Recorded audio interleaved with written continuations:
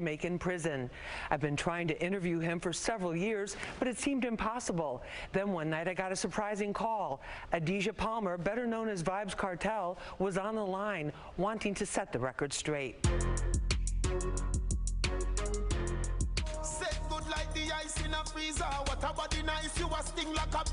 vybz Kartel is many things, an incredibly prolific artist in the dancehall reggae genre who's managed to dominate the music scene despite being locked down.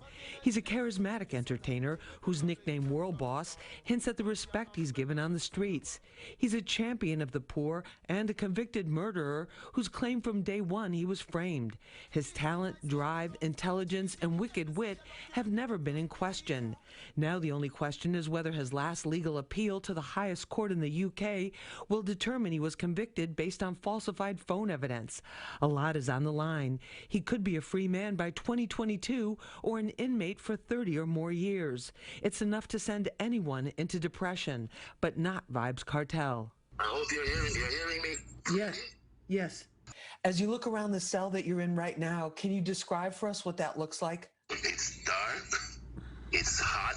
It has like 3 or 4 bunk beds. It's got a toilet in the corner, and it's got a huge grill.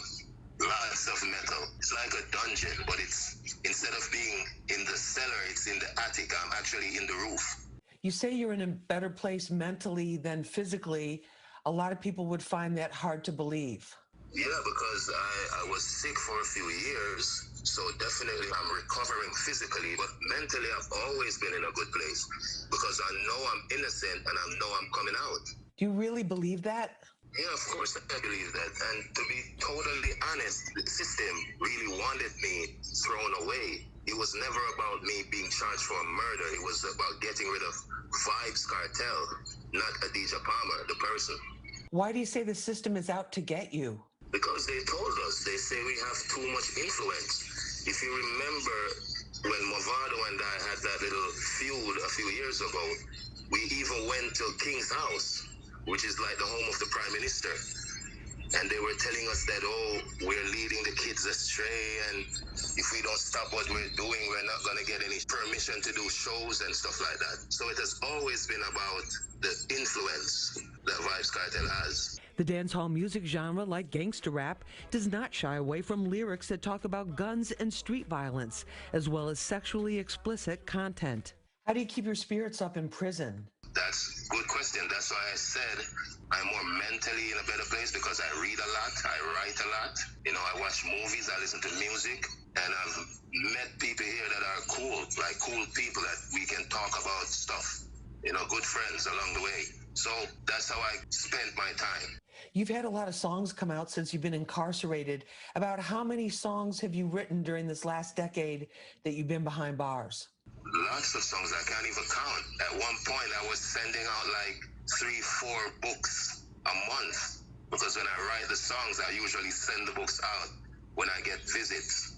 Thousands of songs, really. And I know all of them are not going to be able to get released maybe in the span of my career, but you know, I just keep writing and writing. It makes me better. Are you concerned that the conditions there are going to impact your health? I'm basically just thinking about going home now because everything is drawing to a close, so I'm not really worried about my health as much. I'm doing much better, you know, so it's all good. Kartel's attorney, Isop Buchanan, filed a fresh evidence appeal based on the findings of a British digital expert who found that his cell phone had been tampered with prior to his trial. It's expected to go before the Privy Council, second only to Queen Elizabeth in authority. Yes, God save the Queen, because she's the only one that can save me now.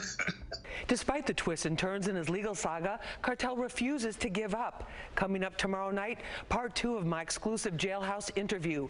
Kartel gets candid, not holding back about how he really feels. It's a side of him you've never seen before. Looking forward to that. Other news.